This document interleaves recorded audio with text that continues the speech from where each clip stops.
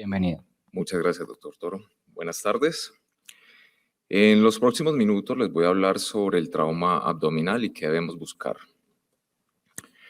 Los principales objetivos de esta charla son reconocer los signos imagenológicos del trauma abdominal, principalmente aquellos que son determinantes a la hora de hacer diagnóstico y clasificación precisa para un apropiado enfoque terapéutico. La importancia de un buen diagnóstico en el trauma abdominal radica en que el trauma es la principal causa de muerte en menores de 45 años, con todos los costos sociales, familiares, laborales, económicos y de salud que esto acarrea. Para diagnosticar estos pacientes con trauma abdominal, disponemos de una valiosísima herramienta que es la tomografía contrastada, que ha demostrado tener una sensibilidad y especificidad entre el 96 y el 100%. El protocolo más útil, según varios estudios y publicaciones, es la angiotomografía multifase, en la cual se hace una adquisición en fase arterial y otra adquisición en fase venosa, con lo que vamos a tener una mayor sensibilidad para detectar lesiones vasculares. Hay una opción que es el angiotac con bolo dividido, en la que vamos a ofrecer una menor radiación al paciente, vamos a tener un menor número de imágenes para evaluar, pero también va a disminuir la capacidad de diferenciar entre las diferentes lesiones vasculares. La Asociación Americana para la Cirugía del Trauma hizo una actualización en el año 2018 para los órganos sólidos más frecuentemente lesionados, y en ella se incluyeron criterios tomográficos como el sangrado activo y la lesión vascular. Estos criterios que incluyeron fueron gracias a observaciones que realizaron donde se dieron cuenta que estos signos están asociados a alta tasa de falla en el manejo no quirúrgico y pueden ser tratados eventualmente por vía endovascular. Entremos en materia con unos ejemplos de lesiones de bajo grado. No me voy a detener mucho en este tipo de lesiones donde el manejo continúa siendo conservador, pero sí quiero mostrarles como las principales características y los signos imagenológicos de estas lesiones de bajo grado. En la imagen de la izquierda tenemos un corte sagital del lóbulo hepático derecho, donde presenciamos una imagen hipodensa con morfología lenticular o biconvexa, la cual está desplazando el parénquima hepático adyacente. Esto es compatible con un hematoma subcapsular alojado hacia el segmento 7. Esto se categoriza como un trauma hepático grado 1, ya que ocupa menos del 10% del área de superficie hepática.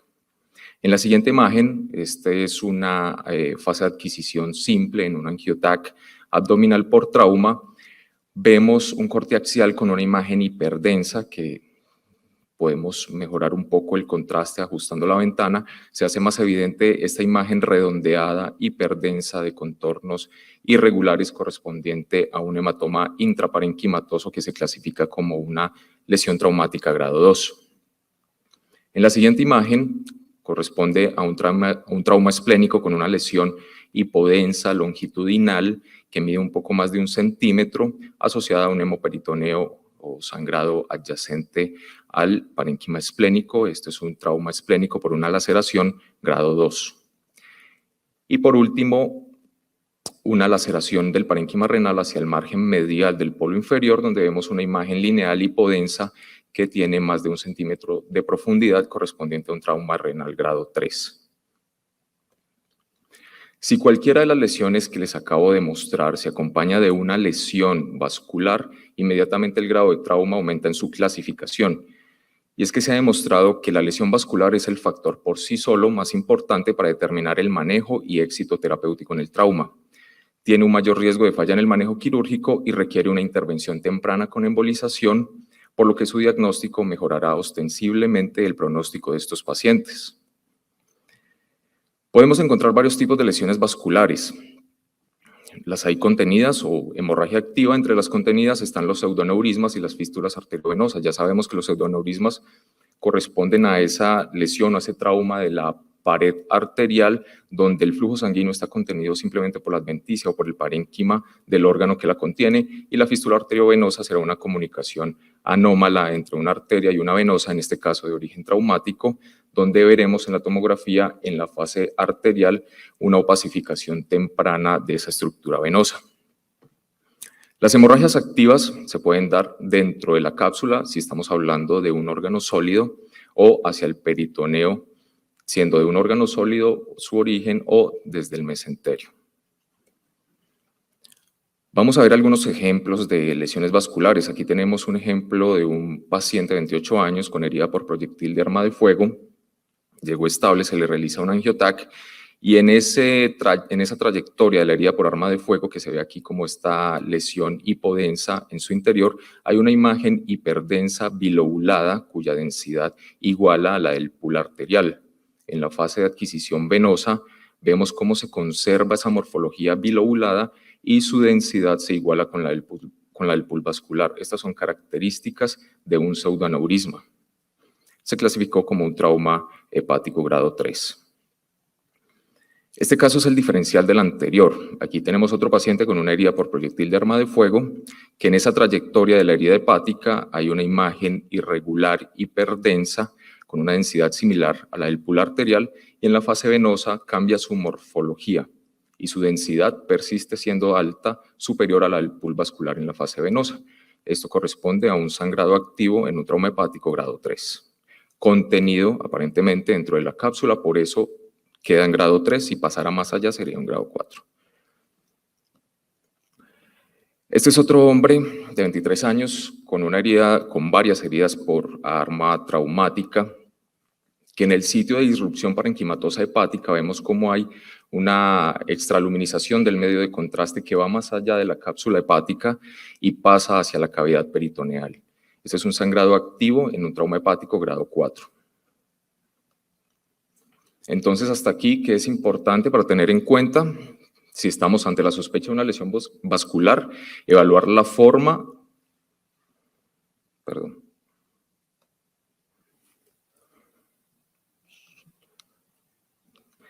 evaluar la forma de esa lesión que nos hace sospechar de una lesión vascular, evaluar su comportamiento o su densidad en la fase arterial y en la fase venosa y evaluar su extensión, si se queda confinada la cápsula del órgano o si va más allá hacia la cavidad peritoneal. Podemos encontrar otro tipo de lesiones vasculares adicionales a las ya mencionadas, como en este paciente, un paciente de 71 años que sufrió una caída desde un puente donde le encontramos unos infartos segmentarios, un infarto segmentario en cada riñón y esto secundario a disección de las arterias renales accesorias, una a cada lado. Estos pacientes es importante tener en cuenta que se deben diferenciar los infartos renales de las contusiones renales porque el grado varía ampliamente. Una contusión sería un grado 1 y un infarto renal sería un grado 4, perdón. En el infarto renal vamos a ver que hay una ausencia de opacificación del segmento renal afectado, un territorio vascular que persiste hipodenso o persiste sin realce en la fase venosa. En las contusiones vamos a ver es un área de hiporrealce mal definida que puede ir mejorando su realce en las adquisiciones posteriores.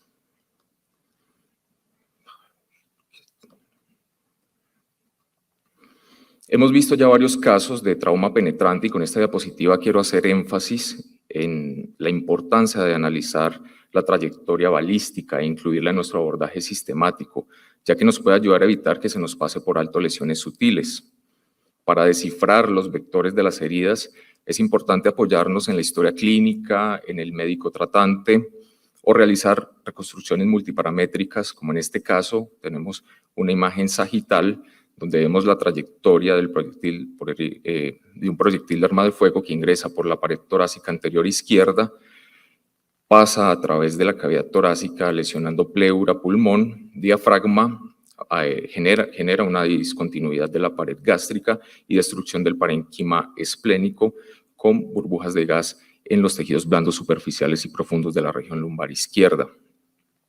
Aquí otro caso de un paciente con una herida por arma cortopunzante donde las burbujas de gas son clave en el tejido celular subcutáneo para mostrarnos dónde debemos buscar las lesiones y encontramos que la laceración se extiende desde la piel hasta el polo inferior renal izquierdo.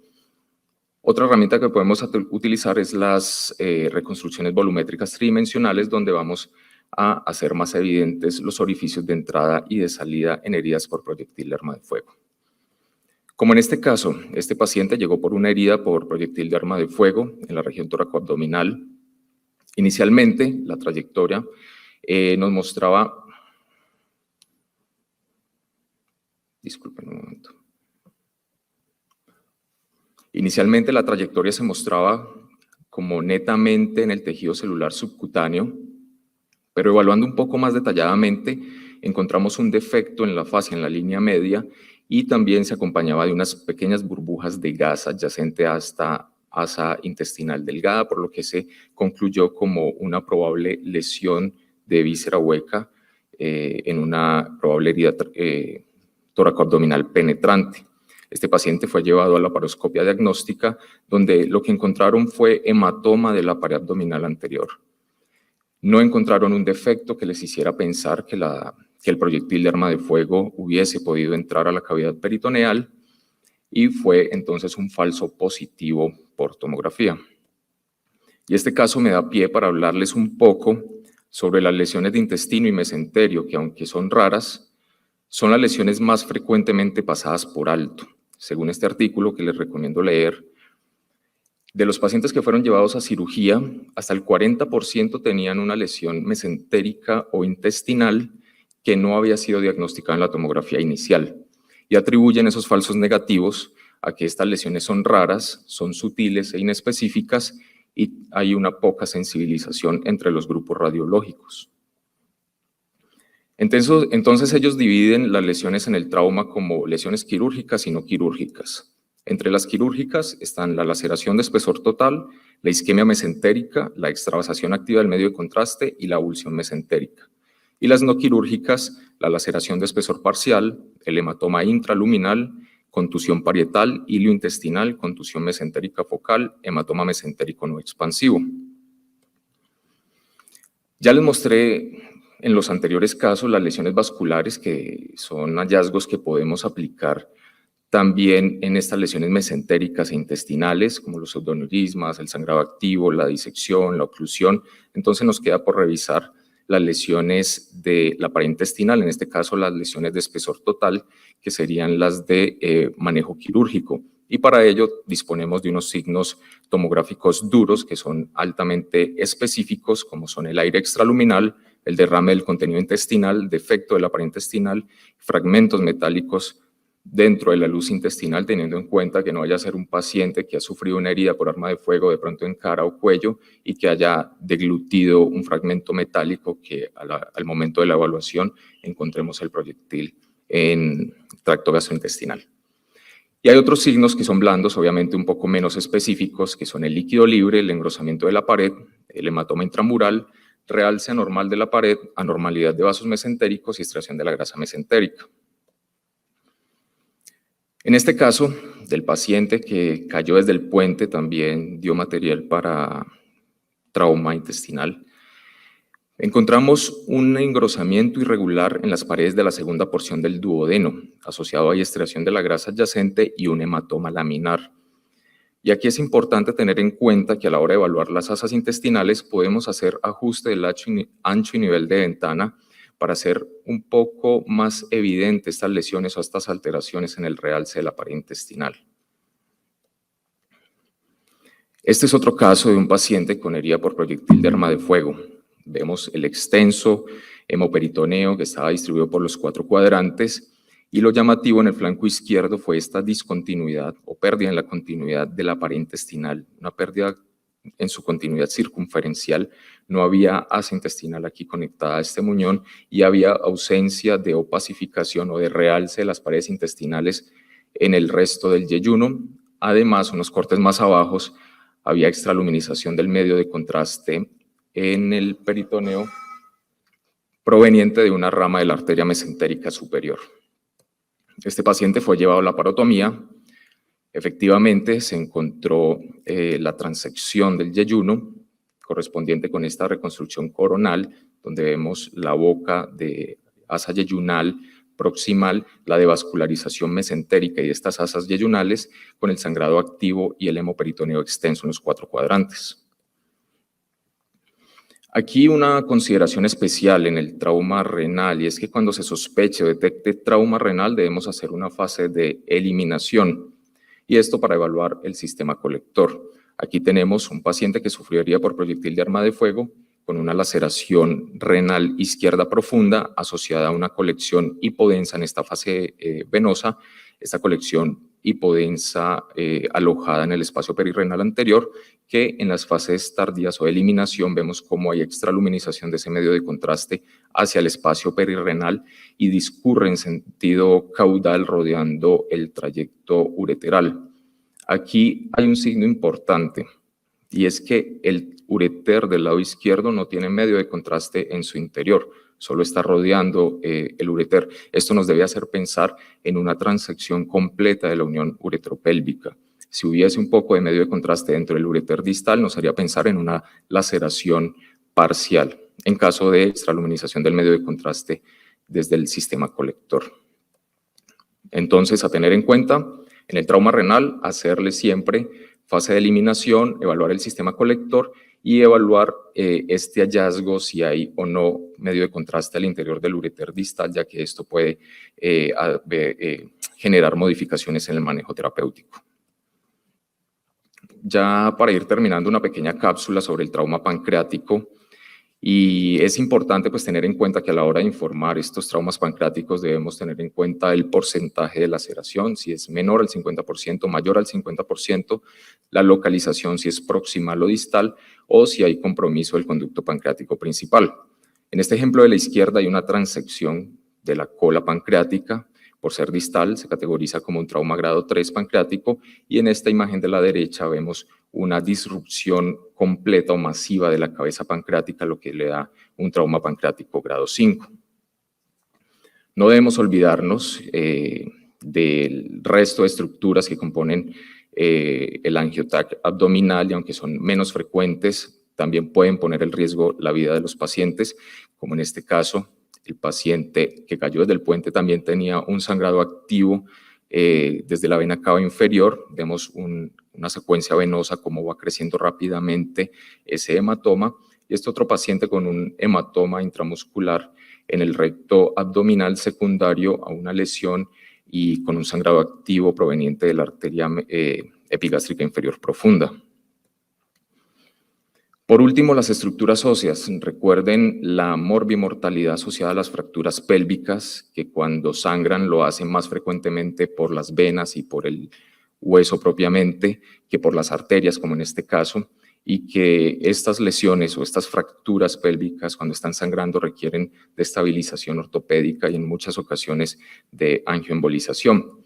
Y sospechar en pacientes con accidente de tránsito las fracturas por flexión-distracción en la columna. Como conclusiones, la angiotomografía es el gold estándar para evaluar los pacientes traumatizados del abdomen, y podemos aplicar algunas estrategias para reducir los errores. Por ejemplo, entender el mecanismo del trauma, sensibilizarnos con los signos del trauma, hacer un enfoque sistemático e incluir la trayectoria balística y utilizar plantillas estructuradas. Con eso podemos aportar un diagnóstico oportuno y certero basándonos en la clasificación de la Asociación Americana de Cirugía para el Trauma, y esto pues hará tomar una decisión terapéutica apropiada con un buen desenlace y un mejor pronóstico para los pacientes. Esto es alguna de la bibliografía revisada.